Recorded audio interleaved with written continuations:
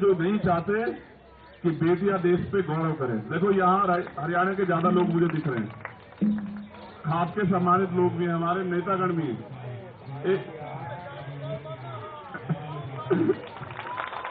एक दिन वही हरियाणा था जहां बेटियों को इतने अवसर नहीं थे। आज का हरियाणा है जहां बेटियों के नाम से हरियाणा की पहचान होती है। मैंने तो देखा ओलंपिक में बेटियां मेडल लेके आई, सारे बेटे कमजोर पड़ गए, पढ़े नहीं पढ़े। अब हम खुश हुए, हमने तालियां बजाई, हम सेल्फी खिंचवाने के लिए घूम रहे थे। और मुझे तो इस देश में इतने मजबूत प्रधानमंत्री मैंने देखा, जो टीम हार भी गई उनको उन्होंने फोन किया कि भाई आप घबराना मत। लेकिन आज पता नहीं पिछले कुछ समय में परिस्थिति बदली। आज वो बेटियां यहीं बैठी हैं, उनसे कुछ गज की दूरी पे। आज आवाज नहीं जा रही है, आज आवाज नहीं जा रही है। देखो पिछले कुछ समय में बहुत कुछ बदला, इस बात पे गहराई से सोचो आप लोग। ये आज की लड़ाई नहीं, जब भी कोई लड़ने के लिए आए, चाहे वो किसान हो, नौजवान हो, कोई भी हो, चाहे किसी जाति का और धर्म का अपने अधिकारों के लिए आया, सरकार ने एजेंडा सेट कर दिया तभी। अब बजरंग के साथ एक अच्छी बात यह है, आप ऐसे फोन करो या ये आपको फोन करे तो ये कहेगा सीधा एकदम सुनते कहेगा राम राम। अब इसको कैसे आप एजेंडे में सेट करोगे? आप इसको मुसलमान कहोगे, आप इसको खालिस्तानी कहोगे, आप इसको धर्म विद्रोही कहोगे, आप इसको टेररिस्ट कहोगे, क्या कहोगे? यहां सरकार आके फंस जा रही है, वरना सत्य था ये यहां बैठने नहीं देते। ये तुम दमदार लोग हो भाई। अगर यही मुकदमा किसी गरीब आदमी पे हो गया होता ना, उसके परिवार की खाल खींच के घूस भर देती पुलिस। हमने जिंदगी देखी है, यहाँ 20 साल हो गए हमें काम करते हैं। अगर न्याय सबके लिए समान होता फिर एफआईआर के लिए कोर्ट नहीं जाना पड़ता। देखो ये भी एक सत्य है, जब तक वो फेडरेशन के अध्यक्ष रहेंगे तब तक कुछ भी निष्पक्ष नहीं हो सकता। बिल्कुल, ये बिल्कुल सत्य बात है। जब तक वो फेडरेशन के अध्यक्ष है तब तक निष्पक्ष न्याय तो छोड़ दो, न्याय का मात्र होना नहीं, न्याय दिखना भी चाहिए। जब आप उस पद पे बैठे हो तो कहां से न्याय हो जाएगा? और जब आप उस पद की ताकत का दुरुपयोग कर रहे हो तो कहां से न्याय हो जाएगा? मैं तो ये समझ रहा था कि ब्रजभूषण जी अपने आप जो वो इस्तीफा दे देंगे कि भाई पहले निष्पक्ष जांच होने दो। कल से मीडिया ने एक चीज चलाई कि भाई कमेटी की रिपोर्ट भी नहीं पड़ी, वो भी कह रहे हैं कमेटी की रिपोर्ट भी नहीं पड़ी। ओ भैया कमेटी कौन सी है जी? कोई निष्पक्ष कमेटी है? कोई जज साहब उस कमेटी को लीड कर रहे हैं, सरकार के लोग हैं, सरकार के नेता हैं, सरकार से जुड़े लोग हैं। मेरा तो ऐसा मानना है जिनका रोजगार इस सरकार से चल रहा है वो बेचारे क्या निष्पक्ष हो जाएंगे बताओ? अगर कमेटी बनानी है ना तो चीफ जस्टिस साहब बैठे तो हैं, उनके नेतृत्व में बनवा दो, पता लग जाएगा तुम्हें सारी चीज का कैसे जांच होती है। देश के लिए सबसे महत्वपूर्ण बात आज ये है कि देश के जो सुप्रीम कोर्ट के हमारे चीफ जस्टिस हैं उनके वो रीढ़ की हड्डी वाले हैं और यही सरकार के लिए परेशानी है, यही एकमात्र परेशानी है। देखो मैं तो यहाँ मीडिया के लोग बैठे हैं, एक हमारी बहन उधर खड़ी है प्रज्ञा,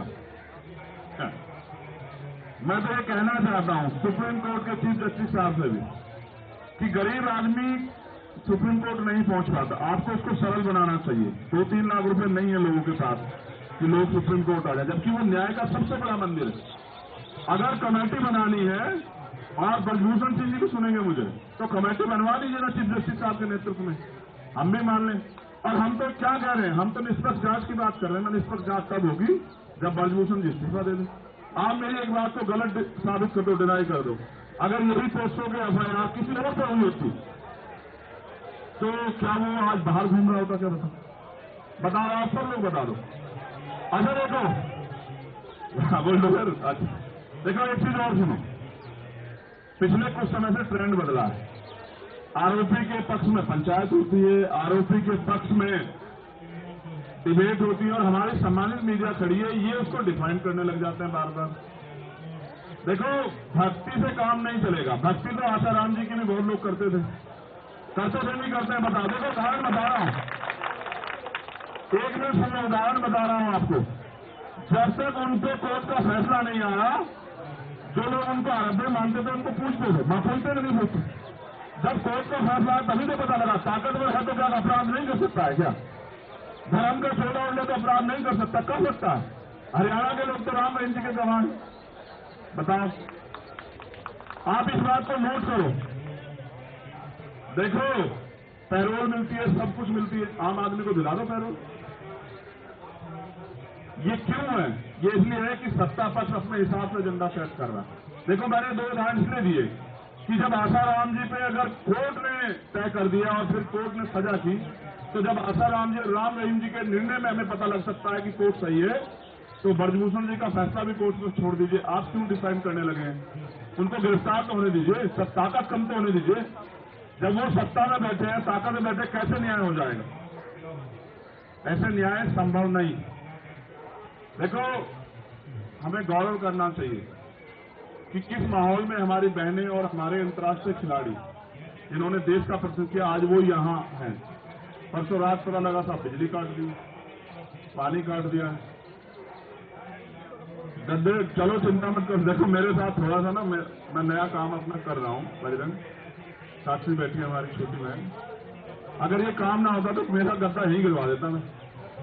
ठीक है, मैं एक ऐसा आदमी ना, मैं अपनी बहनों के आंसू नहीं देख सकता। लखनऊ में रोई थी हमारी बहनें, मैं 4 दिन तक वहीं उनके साथ ही बैठा रहा, और सरकार को हमने झुका दिया।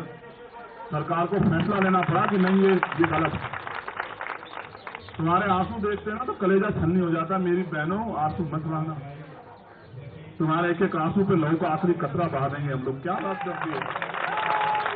आंसू मत बहाओ। देखो, न्याय तब होगा जब वो फेडरेशन के अध्यक्ष पद को, अगर नैतिकता होती छोड़ देते, नैतिकता नहीं, वो कोशिश करें कि बच जाएं। अगर अपराध करके बचना चाहोगे तो फिर कैसे चलेगा, कैसे संभव हो पाए?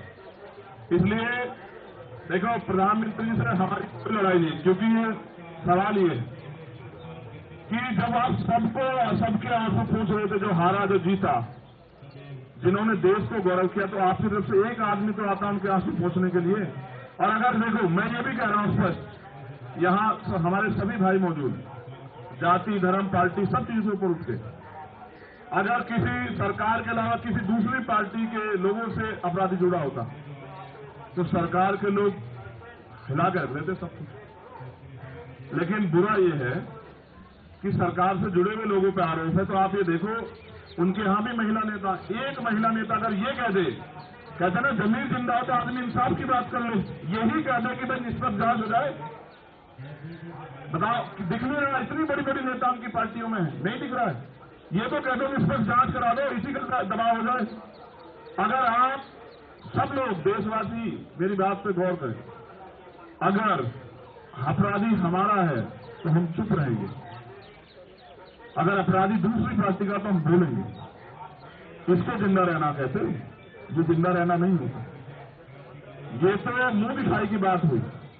मेरा तो ये मानना है, मैं तो अभी अपील करूंगा अपनी महिला नेताओं से जो तमाम पार्टियों में, आओ ना, बैठो इनके बराबर में। आप किसी भी पार्टी में आओ ना, इनके लिए न्याय की मांग करो। अगर आप जिंदा, फिर आपके उन कुर्सियों में बैठने का कोई फायदा नहीं है। जिन कुर्सियों में बैठ के आप महिला सशक्तिकरण की बात कर रही हैं, महिलाओं को न्याय देने की बात कर रही है, महिला सुरक्षा की बात कर रही है, कौन सी सुरक्षा?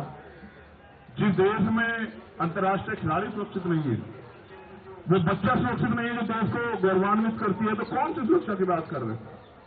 इसलिए मेरी मीडिया के माध्यम से अपील है प्राइम मिनिस्टर जी से, वो हम सबके प्राइम मिनिस्टर हैं, वो इनके भी प्राइम मिनिस्टर अंतर्राष्ट्रीय खिलाड़ी है या नहीं है? बताओ तुम्हारे प्राइम मिनिस्टर है या नहीं है?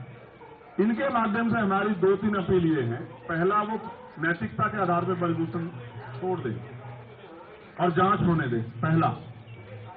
दूसरा, कोई भी अगर जांच कमेटी बनानी है न्याय देने के लिए, तो वो सुप्रीम कोर्ट की निगरानी में बने। सरकार के लोगों पे कोई भरोसा नहीं, क्योंकि सरकार के लोग तो दुर्लक्षण ले रहे हैं। तीसरा, उनकी गिरफ्तारी होनी चाहिए। पहले उनकी गिरफ्तारी हो, उनकी ताकत कम हो, तब जाके मुझे उम्मीद है कि न्याय सुनिश्चित हो पाएगा। और बड़े पैमाने पर चौथी बात, ये झूठ फैलाना बंद करो कि ये जाट समाज के बच्चे हैं, ये हरियाणा के बच्चे हैं, ये देश के, जब ये मेडल लाए थे ना तब ये देश के ही थे, आज भी ये देश के ही। क्यों भाई, देश के हो या नहीं हो? देखो, जाति व्यवस्था तो इस देश में है, और आदमी को पैदा होने के बाद पता लगता है वो किस जाति में पैदा हो गए।